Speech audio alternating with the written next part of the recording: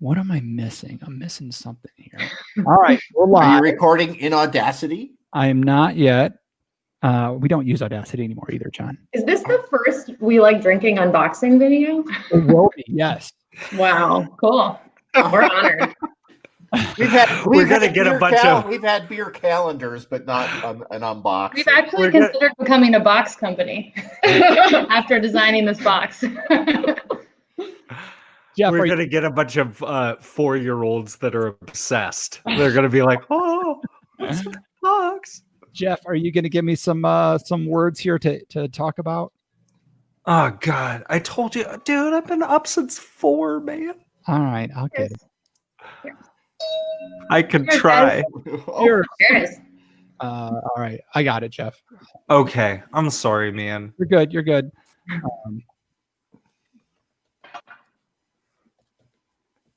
Ladies, when I'm not on the show, I'm a father of 3 and a teacher, and I have a wife who teaches at the same time, and it is crazy in my house. Right. That is incredible. You are a superhero in every way. How old are your kids?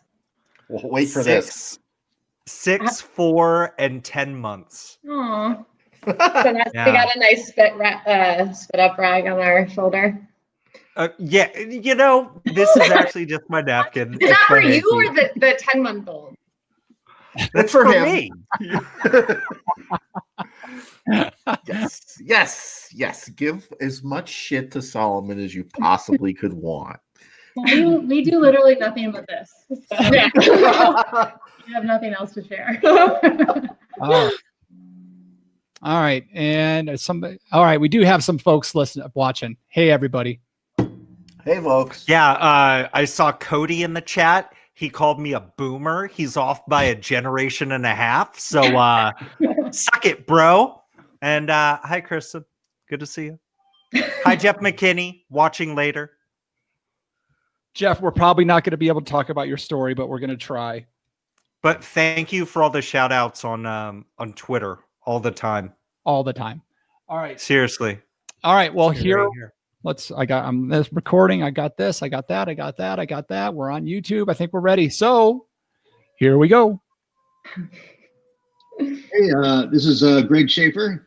And I'm Jeff. Nope, that's not nearly loud enough. Nope. Schaefer's, you're gone. Who haven't we done in a while? Oh, let's go with Greg. Let's go for Greg's always a good one. All right, let's try that again. I am Greg Morthel, winemaker at Rodney Strong Winery. I'm with the We Like Drinking podcast, where we never drink alone. At the sound of the tone, the official We Like Drinking time will be 5 o'clock. Commence consumption.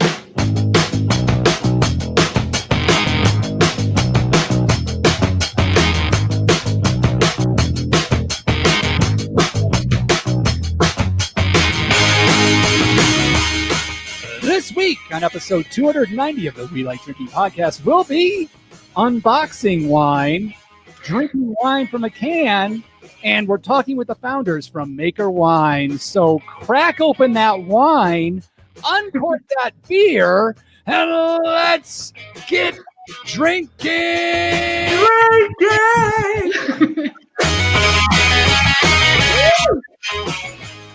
Since Greg did the intro, can I just say Hexel Mexel Chicken Wire and get it out of the way? Absolutely. Dude, come on. You're worse than people who say contract tracing. It's hexyl methyl chicken wire, bro. Get it right, John. If you're going to talk made up words, talk about them correctly. Come on. So let me start off by saying cheers, my podcast drinking friends, and welcome to Happy Hour 290 of your favorite award-winning topical beer and wine education podcast focusing on fun. And finally, good canned wine. I'm so excited for this episode. I'm like bouncing around in my seat. I'm so excited for this one. So make sure you never miss another episode of our brand of drinking fun by visiting welikedrinking.com/subscribe. All right, let's get to it because we have a lot to drink, which is good, and a lot to talk about. Now, we're joined by our usual panel members. We have our California Sustainable Wine Growing Ambassador and recovering wine blogger, Jeff Solomon. Hey, shalom, everyone. We have our commercial brewer and snake wrangler, John Ruyak. Good evening, folks. And I am your host and certified specialist of wine, Jeff Eccles. Now, our guest this week met while attending the Stanford Business School, and now they are turning a class project into their careers.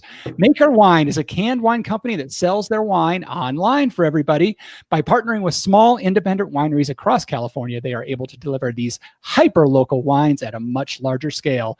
Please help us welcome Kendra Kawala and Sarah Hoffman. Welcome to the show, ladies. Great to be here. Thanks for having us, guys. Absolutely. So excited to have you guys on. I've been following you guys for quite a while now, since we had one of your winemakers on our show, and it's been exciting to watch your guys' growth and everything you are doing, and we're excited we could finally make this happen. So folks, if you want to find Maker Wine online, find them at makerwine.com, and you can find them on Instagram at Maker Wine. That's MakerWine. So how you doing, ladies?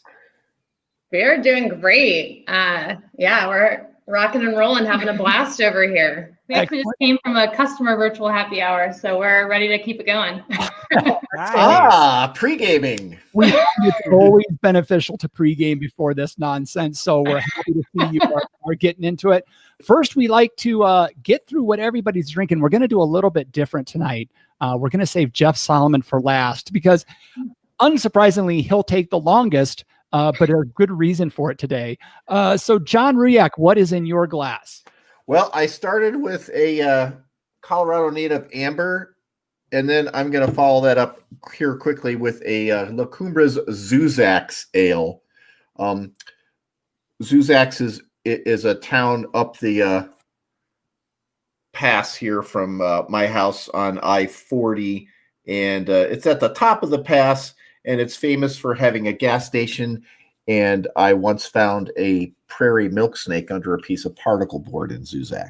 So, but this is a fine pale ale. I've had it before.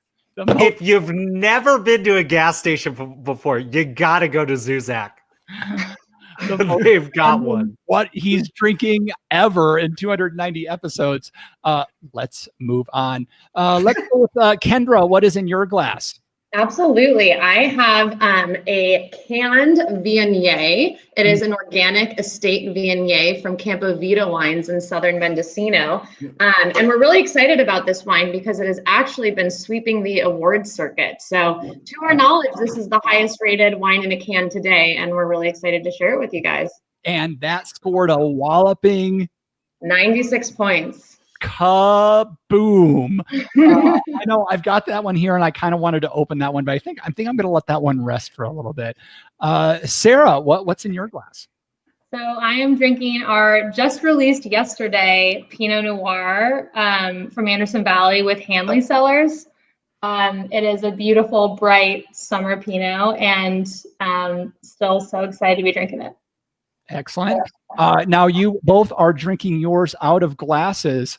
I, on the other hand, am just going to crack this can because that's what I was told to do. I am drinking, this is from Chris Christensen. This is the 2019 Sparkling Savion Blanc coming out of Lake County, California. So I am super excited to get this one. But Jeff Solomon is dying. Listeners, going back for as long as I can remember, you know how Jeff gets excited about packaging. Well, let me tell you, Maker Wine does some fantastic packaging to their wine. So Jeff is going to do a live unboxing on a podcast. So this should be fantastic. So Jeff, take it away.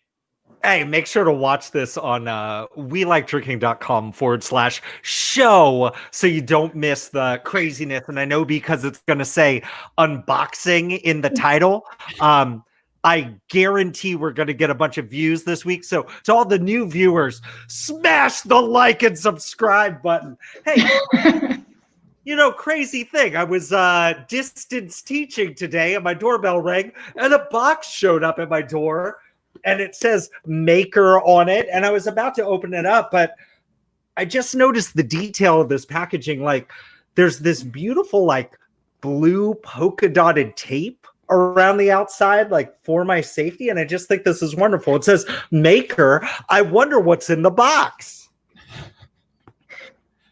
What is in the box? Reopened it. It's like the hardest thing to get open, that first tab.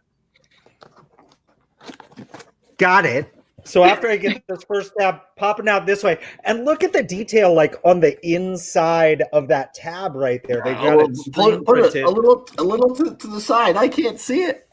No, It's all washed out. It's okay. Okay. It's a podcast, everybody. But I open this up, it says, whoa, wine, period, sealed, period, delivered, period. It's officially happy hour. And then the little inside tab right here, it says free your wine. It's like opening up an iPhone. I pop this sucker open. I just have to put this. Oh my God. It is like popping open an iPhone because there's like layers upon layers of boxes inside. The first thing I see here is like this own little mini box that tells us about maker and about how every wine has a story. What do I see underneath here? These are all the tasting notes for the different wines that are going to be in this box. Exactly. They're Right? like wine baseball cards. Oh, that's so cool. So do people trade these? Yeah, they're collectibles now, actually. You know what? I was actually Those are almost rookie cards. They're sophomore year cards. Yep. somebody was saying that the most collectible things are actually the things that people don't realize they should be holding on to. So I think I am going to hold on to these.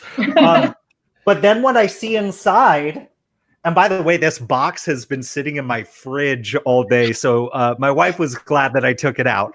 I have 6 different cans of wine right here with those cool, like, I call it the craft beer 6-pack top, where it's not like the thin plastic, it's the nice hard plastic. So, you know, sea lions don't die when you throw this away. But yeah, I've got 6 canned wines here. Which one should I drink tonight, y'all?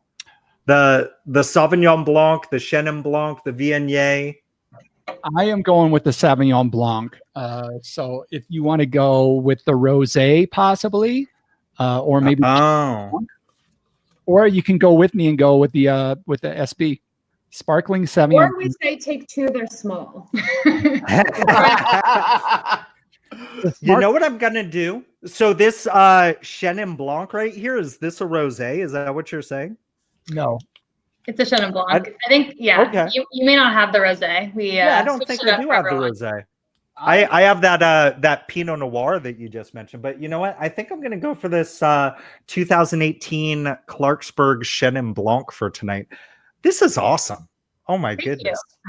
Yeah. I'm going to pour it into a glass, Jeff. Yeah, for sure. The sparkling Sauvignon Blanc, oh my God. It's Sauvignon Blanc, but it's obviously got some bubbles to it, and it has this amazing citrus note to it, and then this dripping acidity that just has me like drool pouring out of my mouth, which I love. So ripping acidity and right out of the can, it's fantastic. So that's awesome. I probably am going to pour some into a glass just to see if it changes at all. But Jeff, if you want to get into a little bit of yours before we move on. Yeah, I just popped that can, and I have what's called a glass, and I'm going to be pouring into it.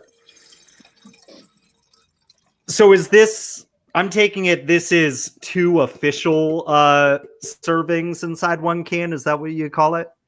It's a third of a bottle.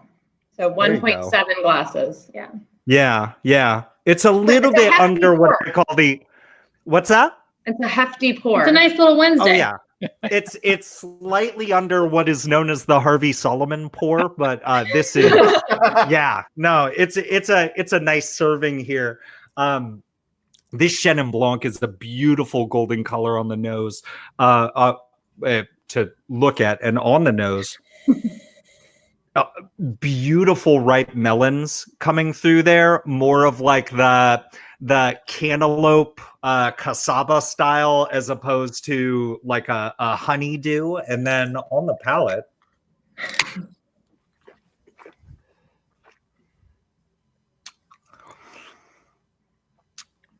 the acidity in this is top notch, and legitimately, and we're going to talk so much about like why canned wine, why there should be good canned wine that exists, but one of them is like portability.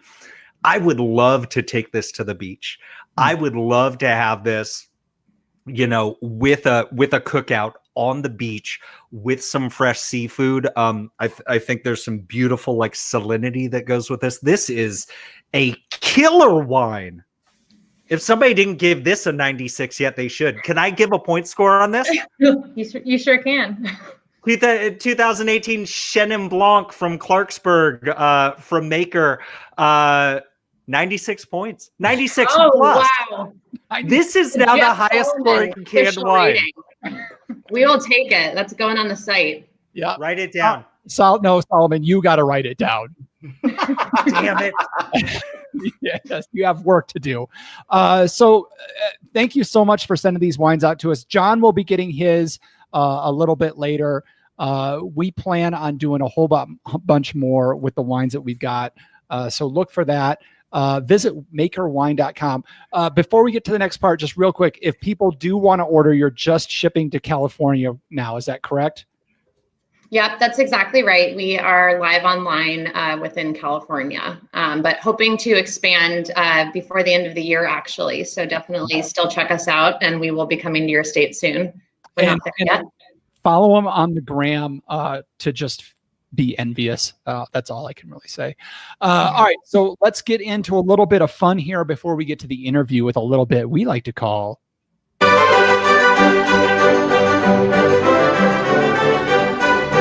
wine, beer, spirit, or pop culture reference. You know what we do here, folks.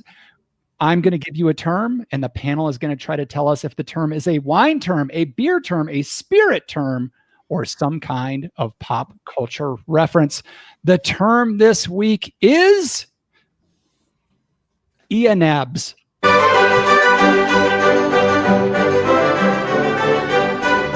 So our Ianabs, a wine term, a beer term, a spirit term, or a pop culture reference. I'm going to start with Mr. The beer guy and go with John Ruyak. All right. So I've got a little bit of room left underneath all my notes from Highclere Castle Gin. I've got a little spot here. Okay. Where I can write down the term. Jeff, could you spell that for us, please? EANAB.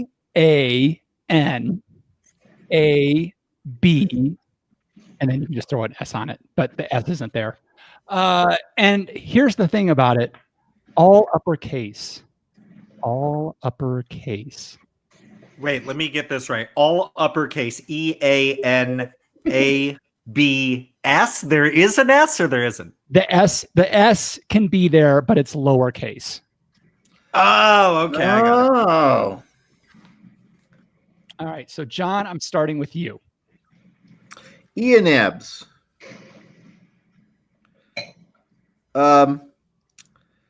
Eastern America Neophyte Alcohol Bullshitters Club. All right. That works. Ian, you know, it's an acronym for something. Yep. Yeah, so I'm obviously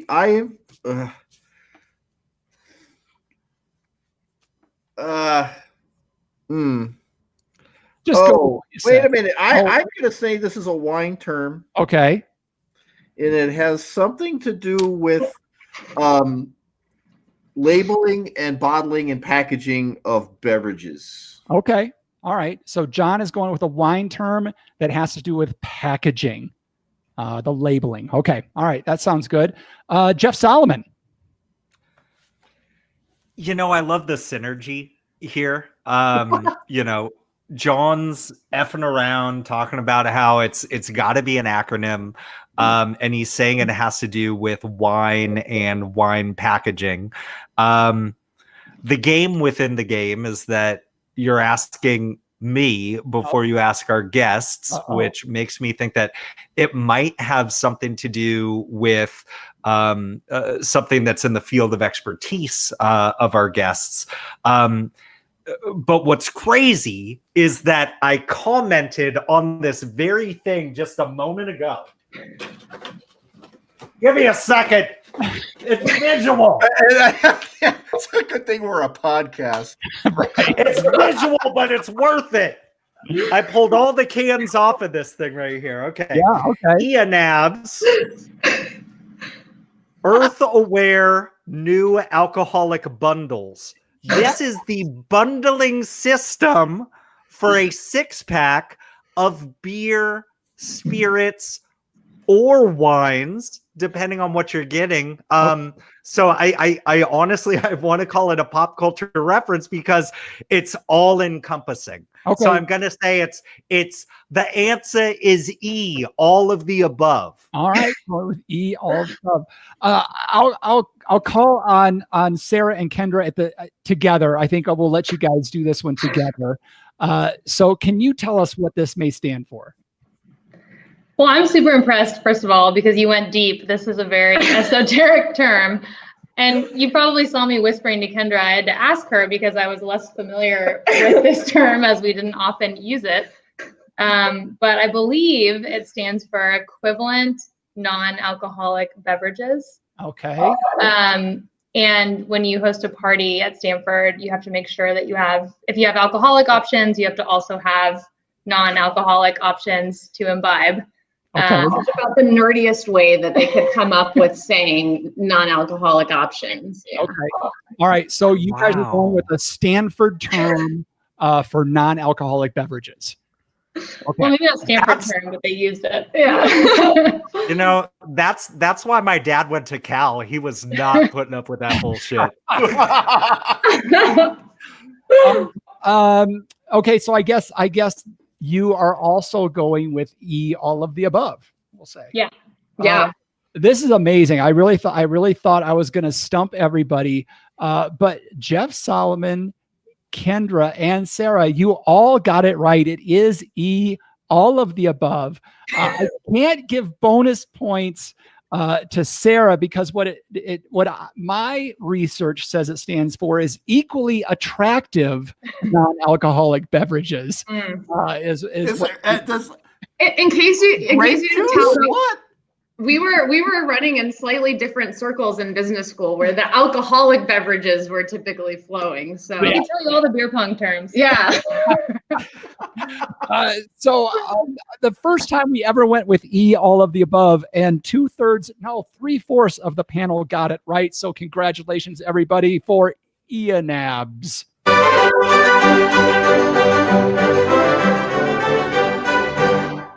I love when the laziest answer is the right one. You know, I tell my students, like, I don't put it on my tests, but like if you get a test with a whole bunch of like all of the above options, just choose that every single time. You're probably right. Equally attractive non-alcoholic beverages. like the moment I saw it, I was like, yeah, that's the term. There's no way. All right. Let's Doesn't exactly roll off the tongue. Huh? Sounds better as ENABs. let's get to this. Let's get into the maker wine. Sarah, I think since this kind of came from you, I'm going to go with the first question to you because, you know, we always like to hear the origin stories. And this is a fun one. So, Sarah, can you tell us how maker wine came to be? Sure. So my background is actually in marketing, but I always had some kind of crazy side hustle or passion project in food and bev, and actually really craft beer. I was a home brewer. I used to run a highly illegal supper club where I would pair my own craft beers that I made and beers from other local producers with dishes from a friend who was a chef. I actually spent a year before business school traveling through Southeast Asia writing about craft beer for my blog, The Hoppy Traveler. And, you know, I loved the maker stories and hearing more about the producers behind these cool craft products. And actually, when I went to business school, I tried to start a craft beer club and I didn't get many signups. So I joined the wine club, and I had, you know, definitely not really resonated with the voice in wine. I was kind of intimidated by wine, and learning about wine through this experience, I learned that what I love about beer, I also love about wine. There are amazing producers, great stories, but maybe, you know, the industry hasn't done the best job of connecting those stories to the end consumer. And, you know, also had top of mind mobile canning from my beer days of seeing these trucks with mobile canning lines in the back of them roll up to breweries and can straight from the tank. And I remember thinking, someone should do that for wine. Have these mobile canneries come to wineries, can straight from the tank, and then highlight these producers. And Kendra was my new wine buddy at Stanford. I pitched her this idea. She was like a real MBA student. Her background is, consulting and finance, and I was sort of like the crazy home brewer that happened to be at business school. And so she was the smartest person I knew. I kind of pitched her this crazy idea, and to my utter shock and amazement, she was pumped by it. And so we spent the next 3 months just interviewing small producers and wineries and trying to figure out, could we build a more approachable wine company where we were doing the storytelling and the packaging and distribution, but they were still doing the part they did best, which was winemaking, and not white labeling what they did, but actually highlighting what they do right on the front and having that be the center of the company. What I miss? No, I think it's spot on. Really, yeah. We first connected over wine, over opening bottles together, and then we connected over the wine itself. And by our second year of business school, we aligned our classes, and we were spending, Monday, Wednesday, Friday driving to Sierra Foothills and Santa Cruz Mountains and Anderson Valley, and just meeting with as many amazing humans in wine as we could for about 6 months. And Kendra found our first producers, literally pitching them the idea with, empty cans with wrapping paper on them with drawings of what they might look like. And we had no website. So we actually were crazy can ladies. And it's insane that these amazing wine producers took a chance on us. So what was that like? Knock, knock, knock. We'd like to put your wine in cans. Yeah. I would like to think we had hopefully a little more tact than that, but that was pretty much the sell. But really, what we found was that these people were excellent winemakers and phenomenal humans. They had incredible stories, things that we would come back and tell our friends about. And so we were just like, we are not winemakers, right? Mm-hmm. Like, marketing background, ops background, like we are boring business people, but these are the cool people that we wanted to work with. So it got easier over time, and I think those first few ones. But I also think like winemakers and people in food and bev are dreamers, and they are passionate, and they got excited by our authentic passion. So I actually think we feel the weight of that responsibility of partnering with these amazing brands and doing the best we can to represent them super well. Yeah. Shout outs to Anna and Gary at Campo Vita, Chris Christensen of Bodkin Wines, and Colleen, Gina, and Joe out at Revolution, who were our first 3 winemaker partners a year ago, who really did take a chance on the crazy can ladies. So huge amounts of props to all of those partners, and they are a huge part of the company today. Yeah, for sure. And that gets to, I think my biggest first question about it, canned wine has been a thing for several years now. And I know our show has been really big on canned wines. Like, we see the potential, but unfortunately, a lot of times what gets into the can isn't the best juice. And so I'm really curious about how that went when you were first talking to them. What do you think gave those winemakers, what do you think convinced them to take a chance on it with you guys, given where the market was at the time, and that from our perspective and your perspective, the market that's screaming for really high quality wine in a can? Well, I think the first thing is that we want to highlight people from, really interesting regions that have amazing stories, interesting different backgrounds. And those people tended to be more open to experimentation. So I think that was a really big piece of it. And, I think I saw the same sort of curve happen in craft beer with cans, of at first it being this scary thing, but as more and more of the industry adopted it, it just became ubiquitous. And I think we started this business right at the time that consumer behavior is changing, producers. And I think one thing that Maker can do is that we offer them a way to experiment with cans without doing it with their own brand. And we can bring that level of expertise and experience now that they can feel comfortable trying something that they probably wanted to try, but maybe couldn't with their own brand and brand voice. That makes sense. Jeff, I think I cut you off there. Yeah, I was just thinking about, you were giving shout outs to the different winemakers in the beginning that took a chance for you. And you mentioned Colleen Sullivan of Revolution. And I just have to say, like, after having this Chenin Blanc, she is my favorite winemaker now. And I have a collector card. Like, I'm super stoked on this. Like, you know, I think you really hit something that I think is missing from wines when you talk about, you know, not just having like this secondary off label to for folks to get rid of wines, but actually like having a way to highlight some great wine producers out there. I think that's awesome. And this wrapper is just so much more personable as I'm looking at that skyline and I'm like, is that San Francisco? No, I don't see the Coit Tower, but it looks familiar to me. And then I'm like, oh, Revolution, Sacramento. This is from Clarksburg. This is just awesome. I just really think this is such a killer idea. The question I have is actually coming from our friend Kristen in the chat. She wants to know how often you're rotating your wines. Yeah, so right now we just released our 6th wine. So we now have 2 white wines, 2 red wines, a sparkling, and a rosé. Really, we want Maker to be a destination where you can go and discover these new amazing small batch wines. So we hope to release at least 1 new wine every quarter.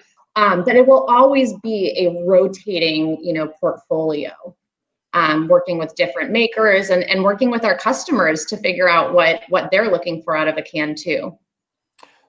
So what's the kind of the lead time for getting to people and say, hey, we'd like to get you into the portfolio for this next, whatever, what would you say, 7, 8 months or 9 months? Depending on how sales go, I understand that. But how far in advance are you approaching people to get them into your lineup? Well, we're a startup, so it's obviously been extremely variable. I think that we are starting to do planning now at least a year in advance, especially with the winemakers that we've already done wines with. But I don't know if you have anything to add on. Yeah, I mean, it really depends on each individual wine and each maker and where it is in its life cycle. You guys, may have heard when we canned Alice's, phenomenal Alexander Valley Estate Cabernet Sauvignon. We canned the 2017 vintage in 2020, which is about as young as you would drink that big, bold, beautiful, someone said bombastic cab. And I totally agree. But so we're really trying to think for that wine, for that winemaker, what is right. And then each one looks a little different. Yeah. And I guess that kind of leads into another question. Are the winemakers, are they just making a wine that you're canning, or are they gearing it specifically towards you and what profile you're looking for with your customers, or are they doing anything different that it's going into a can with that knowledge? So what we're all about is we really want them to create a wine that reflects them and their true spirit animal. That's part of why, with their name on the front of the can, it needs to be a wine that they're pumped to put their name on. We definitely have learned a lot about canning premium wines.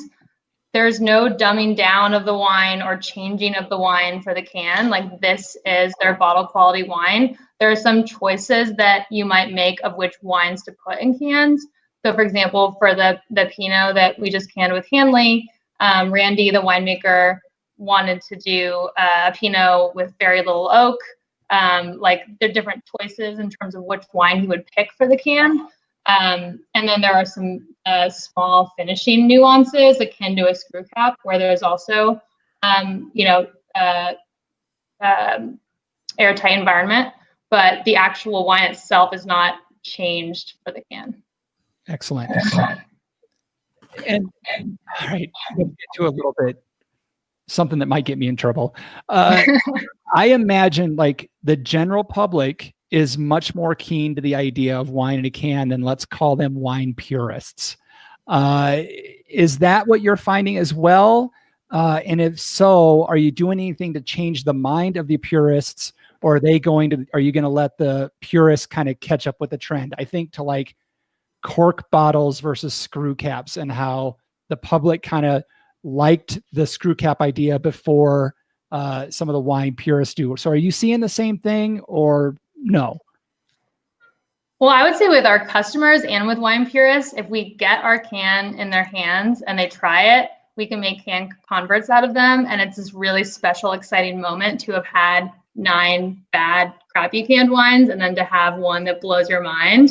And if we can find ways to have those moments and get wines to people, I really don't think it's any different, because it makes sense from a cost perspective, from a convenience perspective, and from a wine quality perspective. Like wine that's meant to be drank now, can is an amazing, stable format for high quality premium wine. And I'd go toe to toe with anyone about that. Yeah, that said, of course, it is polarizing, and we go to toe to toe with a lot of people in the kind of, wine establishment. But, we really believe that like wine is an experience, and is there perhaps a more millennial thing to say? But when you look at it as an experience, the vessel can really be additive and allows you to experience and enjoy the beverage in different places and in different ways. And so for us, showing people that and sharing that has been, as Sarah said, the best way to convince the kind of traditionalists. Do you get like a handful of bottles of something just for traveling around, so you can do side-by-side comparisons with people just to show them? Because I've heard it from wine bloggers that they're always like, the wines taste tinny, and I'm like, no, they don't. Pour, maybe if you're drinking it right out of the can, you're getting something, but I don't think so. Pour it into a glass and there's no way you're getting it. So yeah. Well, Jeff, let me tell you, I got this question all the time. And so being the nerdy MBAs that we are, we did a double blind, statistically significant tasting at Stanford with over 40 people, where we had 7 wines that were both canned and bottled from different producers. We did not tell people that they were the same wines. We had them blind taste them. I did this with my friend, the wine nerd, who is a data scientist and wine researcher. And we found that there was no statistically significant difference between their ratings of the wine in cans or bottles. But when we asked them to guess whether the wine that they just had was from a can or a bottle, they were much more likely to think that the wines they liked were from bottles. So we were actually able to quantify format bias, and happy to share that with you guys. And we've seen that across a couple of studies now. So I can definitively say that with high quality wine in modern wine cans and bottles, there is no difference. I think this is really interesting because way back in the day, 6.5 years ago, Eccles. Yeah. In our blog, I wrote an article about craft beer in cans, and there was a big to-do about craft beer in cans. So, is it going to take 6 years? I hope not. But my true question, I guess, is I guess these producers are using this as a marketing opportunity for them to maybe reach a wider audience. Is that not correct? Or have they committed to you to put this particular wine in a can for a certain period of time? Yeah, I think it's a little bit of a balance of both, and taking maybe a half step backwards. And, you guys know this better than anyone, but, what we heard as we were out there meeting with 100+ small producers is really that the industry is at a little bit of a crisis point. in particular with reaching and connecting with new generations of, drinkers. And so for us, it has really been about helping them elevate, their brands, reach those new audiences, and carve out a new sustainable pathway to market that they aren't going to be pushed out of over time. So, we are just getting started, but our dream is really to help these small producers survive and thrive for years and years to come. Okay, cool. I just my mind went off on this amazing tangent. Sarah, as you started to talk about quantifying format bias, I play a lot of like fantasy sports, and we talk a lot about cognitive biases that people have, and I was just thinking, like, I wonder if there's a way to develop some sort of algorithm where like a winemaker plugs in like all these different tasting notes along with the wine that they're making, and then we look at all like the average scores that come from all these different like wine reviewers. I wonder if there's a way for us to like literally get to a point where we stick a pen in a wine and we just plug in all the buzzwords that are in the tasting notes, and we can basically figure out exactly what wine Robert Parker is going to give a 98, not because it tastes good, but because of everything else that we could do. Are you guys putting that together? Did I just like blow your cover? Yeah, okay. I think you should spearhead that one, but it sounds awesome. Love it. I'm the broad strokes idea guy. I just give it away for free. You use that how you will. But that is why we're entering competitions, not because we are, think any one score too much weight in that, but to show that blind, these cans can be a great format for premium wine. So it's been really exciting to see that start to happen. So are we basically also like everybody who's like, oh, they taste tinny, blah blah blah. That's just their deal. They got to get over it. They have to approach their own. We're talking a lot about like these underlying biases that people have. Like that's something. Hey man, if you think that canned wine tastes tinny, you have to explore that within yourself. There's something that you need to work out. Or we just send them some maker. You're listening right now. I know you're listening. We're talking about you. So we still love you though. Another thing, Sarah, I think I'll throw this one to you. COVID-19 has been, it's been such a disruptor to so many Americans, really so many people around the world. But some industries have been able to gain traction in where we're at right now. How have you guys tackled like this huge disruption to our lives? Yeah, when shelter in place first started, we definitely had a big freak out. We had over 30 events cancel within a month, and our corporate accounts. I think what we were able to do really well is listen to our customers and pivot really quickly. So, we found, for example, that people were feeling isolated and wanted to gift wine to their friends, not necessarily just buy it for themselves. So we, reframed our 6-pack as like a wine from home gift pack. And we found a ton of people wanting to gift that and tell their friends and family that they miss them. And then I think, with everyone being at home, you saw that huge and many retailers having to, shut their doors for a couple months there. We just saw a huge surge in demand for D2C. And so I think, being a D2C first company, we were really well positioned to say, how can we help, spread this and share this really special and delightful connective experience with people. But it's been a wild ride for our small team. And definitely, every day, every week is a new curveball still. And yeah, we're leaning hard into the virtual events. So we Yeah. just came from the virtual events for customers. We're telling the stories of the wines, now over Zoom. And you wouldn't believe how much fun some of these companies are having. I mean, they are doing like massive, awesome offsites with like wine tasting and craft kits. And so it's really been, cool for us to be a part of helping people find meaning, find connection during these really crazy times. That's awesome. Is that something people can get a hold of you to do, like through your website, or if they wanted to do some kind of virtual tasting with you, how would they go about finding you to do that? Yeah, if you go to makerwine.com/teams, we have information about that. And we are primarily working with California-based teams right now, but would love to get in contact with any and all open-minded wine lovers. Okay, makerwine.com/teams. Yep. All right. Jeff? My mind is a blur right now. I had this amazing thing I was going to say, and then it just whoop, went away. First week of school, everybody. Get your sleep.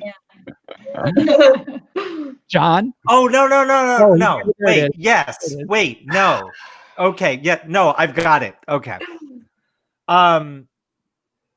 We talk so much about how the stories are central to wine, and they're certainly highlighted within the packages that people are gonna get, and certainly we're not going to say here that one story is better than another's, but I just wanted to give you an opportunity right now. Is there one story right now of the wines that you have available that you really just want to showcase for our listeners, for our tens of listeners?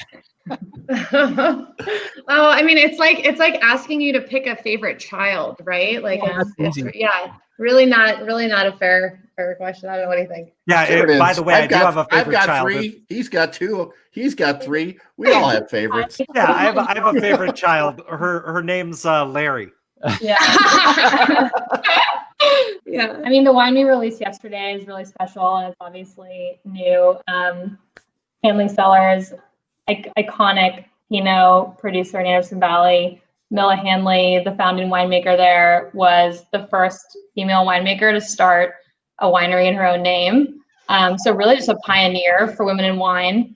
And this wine, we've highlighted Lulu Hanley, her daughter, who is now the president of the winery, and just like a really special matriarchy and amazing family.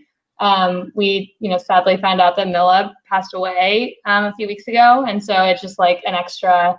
We're so grateful to be able to tell that story, and it's just like a very, very special wine. Randy, the head winemaker now, created such a beautiful Pinot, and we're just it's a very special wine. Yeah, that's amazing. Jeff Solomon is holding up one of the cards right now, the back of the cards, because that shows off the art as well as the cans, and we really haven't even touched on this. The cans are beautiful. Thank you. Everyone has its own really art on it. So what can you tell us about what goes into designing the labels that go on these cans? Yeah, it's pretty wild. It's the storytelling process is really intensive. We interview the winemakers and the families, and really pull out themes that we get excited about and take those themes to inform the design. And we have an amazing graphic designer out of Minnesota who we found when we were just, the two of us at school. And she designs every single can label with input from the winemaker, and we really want it to reflect their story. And so we really collaborate on that. And every design process is a little different. Sarah spearheads like really the branding and creative vision and pulling it all together. But you guys can imagine. So like we did Alice's Cabernet Sauvignon, and Alice is a classically trained artist, right? And so she has these incredible artistic visions. And so a huge part of that collaboration was not just around the wine, but trying to incorporate Alice's design and her line drawings and our graphic designer and our branding into the right visual representation for Alice's cabinet can. So Alice probably drew 100 different drawings, from female figures to the hands, to birds, Faces. to landscapes, until we landed on this one that our graphic designer added color to. But it kind of gives you an idea of how closely we work with the winemakers through this process. And then on canning day, we Kendra, the winemaker, and I touch every single can that comes off the line. Like, we are working the line with the can van, our partner in mobile canning. And so really by the end of the process, from storytelling to canning, we become like friends and family. We've often stayed at the wineries. We've, gotten to know them over several days, gone to dinners. We've heard their life stories. So an unintentional side effect of this process is just we are so bonded to them, and it helps us to tell their stories because like we truly know and believe in all these people. That's I love that. John, anything right? Well, I don't know. That just sounds so life enriching. But the cans themselves, I mean, I got my unit thing out. It's like 8.3 ounces. You said it's a third of a bottle, right? Yeah. So I'm thinking it's about like the size of a Red Bull, right? Because I don't have it. I don't have them just yet. And we've had this story in our news feed or a story in our notes for the last month about the shortage of aluminum cans, and we may actually be running out of Dr. Pepper. Is that something you guys have been informed of? I mean, usually the big aluminum stampers, they run certain sizes at certain times, and when they run out, you just got to wait for them to roll around to the next time they're going to stamp that size. No, it's a really interesting question, Don, and definitely something that we've been following a little indirectly. So we buy all of our aluminum cans from Ball Corporation, the company that makes all the mason jars. We source our cans through them. Actually, what's more challenging for us right now than finding the aluminum is finding this 250 milliliter size. And there's a lot of dialogue within the wine industry right now around how we regulate and protect certain sizes, because you guys may know the only sizes that you can sell wine in are the ones that existed in the 1930s when we repealed prohibition. So this is not an individually, for resale package size. So there's a lot of conversation going on in the wine world about the difficulty of sourcing this size can versus the big 375 milliliter cans. And so the data shows overwhelmingly that consumers prefer this size, but the industry by far is weighted in the 375 ml half bottle size. So and partly because of what Kendra mentioned. Is that an ingrained bias within the industry? I mean, you guys are trying to break convention, right? You're trying to appeal to millennials' sense of portability, sustainability, those kinds of things. And this is just, as Solomon said, a good Harvey pour. I mean, it's, well, it depends on how strong your beer muscle is, but it's basically just a little north of a single serving, right? 8.3 ounces as opposed to 5 or 6. So, and easily chillable. I mean, dip it in a stream or, put it in some ice water, and that stuff is cold and much quicker cooling than a glass bottle, right? I mean, you can get that thing chilled in 10 minutes, probably. Right. So the decision points there are right. The 375 Coca-Cola size can, which is a half bottle. And that is like, that is a bottle of wine to the face. I mean, it's not a single serving. I made that mistake before. Right. There's a visual illusion. It was a mistake the next day. Yeah. Right. And then on the flip side, you have 187 mils, which is a fourth of a bottle. And if you've tried those, they're really popular with sake right now. And they're actually just like a little too small for wine. Like, they leave you wanting a little more. And so we did a lot of research and a lot of testing to come arrive at the size. But what we're really hoping is that the production side of the aluminum can market and the regulatory environment make this more friendly, because consumers and small producers love it. Absolutely. I love this size. This is, I agree with everything you're saying. Like, this size is like perfect for me as an individual. So full agreement. It's camping size. Yeah. You know, haul it out into the woods, drink it, crush it down, easy to carry back out. Jeff Solomon, do you want to tell the ladies how to run their business at all? No, I feel like this time it's been a lot more like, this is great. Everything that you're doing, going back to the labels. What was interesting to me is I unbox, I pull out all these cans, and then as we're going through this, I'm looking at the label on my can, and then I'm looking at the can you're holding up, and I'm like, oh wait, they're different, because as unique as all these labels are, how difficult is it to have like this pattern here where it's like, as unique as they are, they all go with each other. It's not like you pick it up and it's just like ugly and everything's clashing with each other. Like, this is insane. How beautiful this collection of wines is. How should you run your business? I don't know. I guess sell it in Target. Put it in Target, then you're good. You're hired.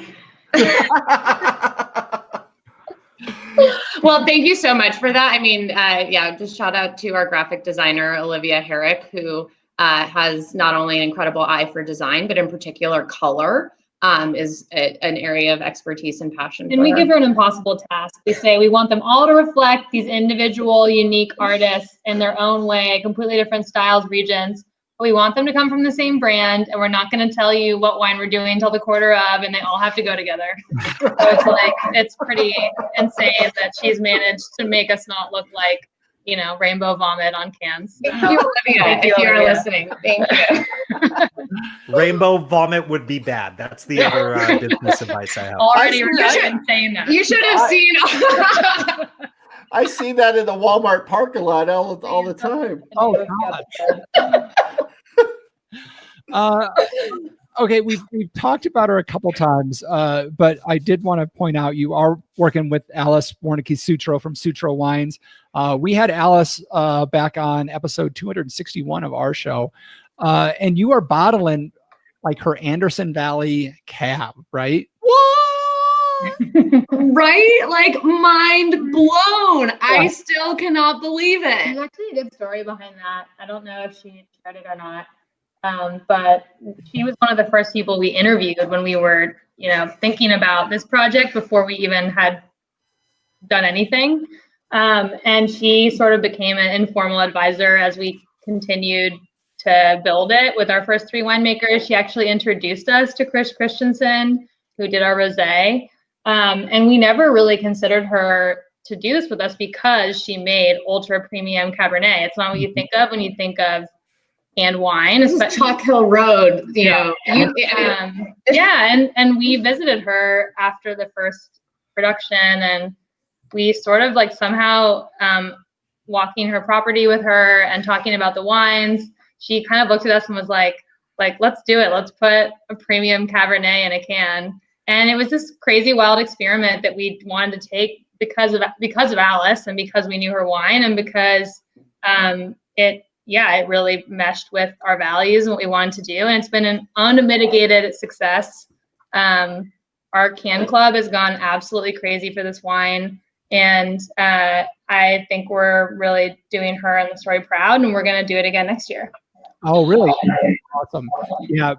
We've gotten lucky enough to have some of her wine. It is just amazing. Oh, yeah. So excited. Like, honestly, with that can of wine, since I did just get it today, I do want to let it rest for a couple weeks or a week or so to just kind of let it mellow out after the travel. But I cannot wait to get into that one.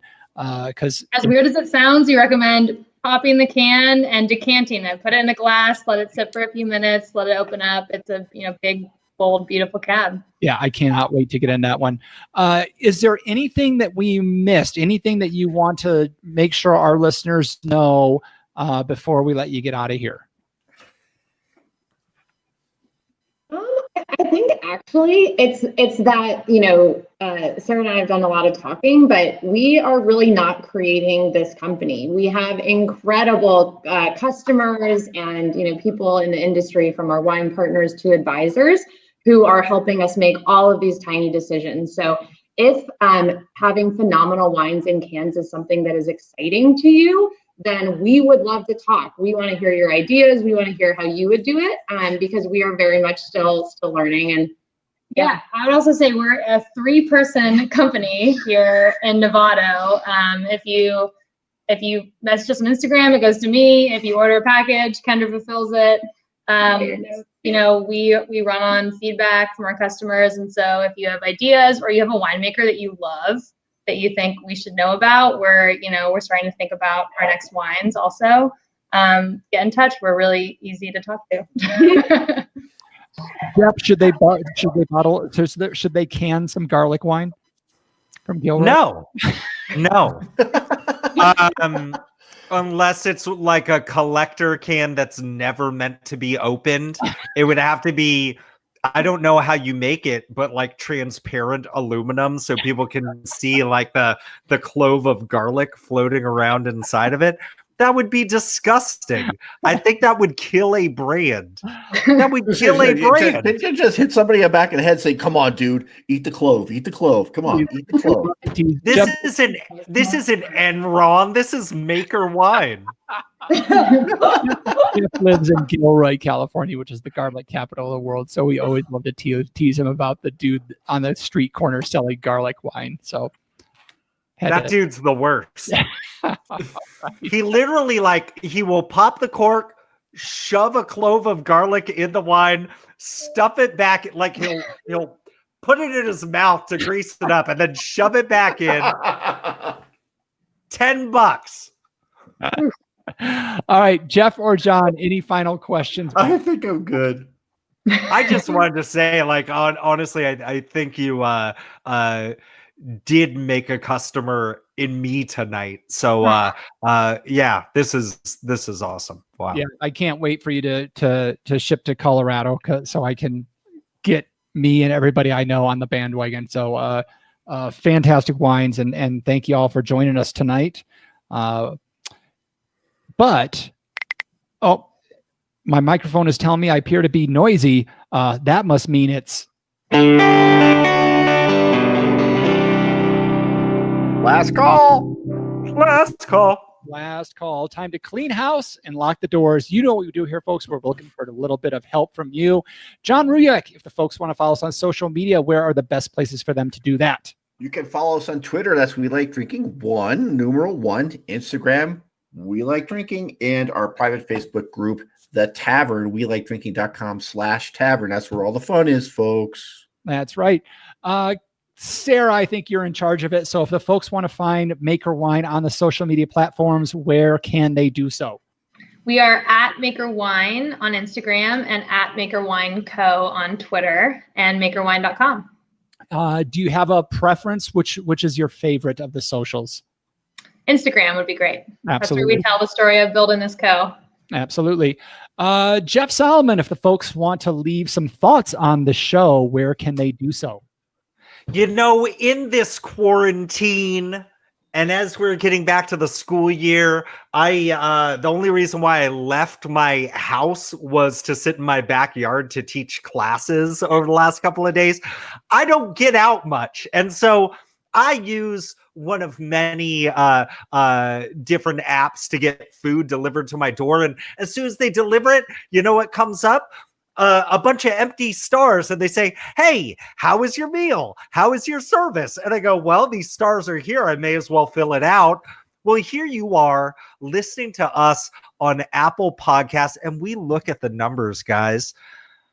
If every single person who listened to the show actually took the time to fill in those stars, we would have 2 more reviews on iTunes.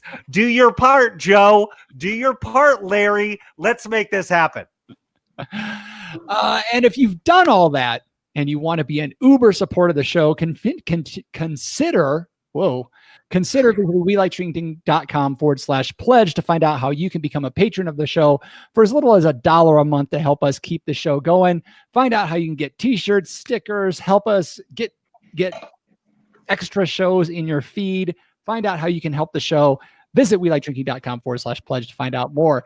You can also find the show notes for this episode with all the links to the stories or mentions we had at welikedrinking.com/episodes. All right, folks, we talked about a lot. We hope you're as excited about Maker Wine as we are, but it's a time of the show where I get to say, okay, panel, let's take one last trip around this table and get some final thoughts before we shut off the lights. John Ruyak. Well, I was going to say, because I have yet to get these, and I know I want to do a tasting. We've got some things to do for the podcast, and don't be surprised if you see a video with my trusty designated driver, and I'm doing some tasting notes along a dark New Mexico highway with a rattlesnake in the background, drinking some fine wine from a can. Anyway, no, more importantly, folks, this week is the highlight of the annual Perseid meteor showers. Take advantage. Go look at them. It's cool. Jeff Solomon. That is cool. Hey, I just want to echo that. Go outside if you're able to. Take a look up. Shit's beautiful, man. The only thing that would make it better, a super blue blood full moon eclipse that's solar. What? When the moon is in the 7th house and Jupiter lies with Mars. Okay, yeah, that's it. Oh, the wine is working, ladies and gentlemen. The wine is working. So, any final thoughts before we let you get out of here? I was just gonna say, open a bottle, crack a can. It's been a long week. You guys deserve it. That's right. Kendra. Yeah, I mean, same here. Thanks for having us. I could not agree more. Everyone get outside, take a can with you if you can. If you don't have a good can, come find us. Crazy Can Ladies, we got your back. There you go, makerwine.com. And usually I don't throw a final shout out, but I am going to throw a couple out here. One, Kendra and Sarah, thank you so much for taking time out of your busy schedule to join us, for getting us these wines. You are the ladies we've been hoping for 5+ years now that are putting premium juice in aluminum cans. It is beyond time for it. And you are the spear that is going to take this home. And we so appreciate you doing this and wish you nothing but success. And it will be. And if you're listening to the show, visit makerwine.com, follow them on Instagram. This is what you want to do. 10 years from now, you want to be able to say, I remember when I got their first can in a box, and I am that cool. So make sure you do that. Also, I have to throw a shout out to Mom Eccles, who was caught up in the wind tunnel from hell in Iowa and is sitting there with no power, a generator, and all she's worried about is she couldn't watch us tonight. So, Mom, we all love you. We're glad you're safe. And everybody in Iowa, we have nothing but love and hope for you that you get recovered from everything as quickly as possible.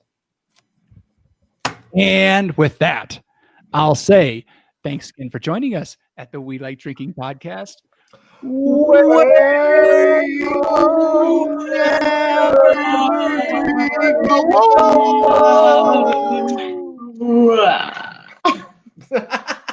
Everybody, This is the dawning of the age of Aquarius. I got the slow-mo, guys. You did. You even came with the brass knuckles. You came with the can. See that? Yeah, you didn't see that coming. You also weren't saying the line. What was the line? I was just kind of making noises. Making noises. Oh, I'm gonna. There's the line. I made my slow-mo noises. Perfect. YouTubers, everybody. Yeah, Kristen, that's awesome. Stay safe. Sparkles. I love that. Look at everybody going nuts. All right. YouTubers, thank you so much for joining us tonight. Stay tuned next week. It should be an excellent one. And we will and smash the like and subscribe button while you're watching. talk to you next week, YouTube. All right. So that wrap up, and let me just make it official by saying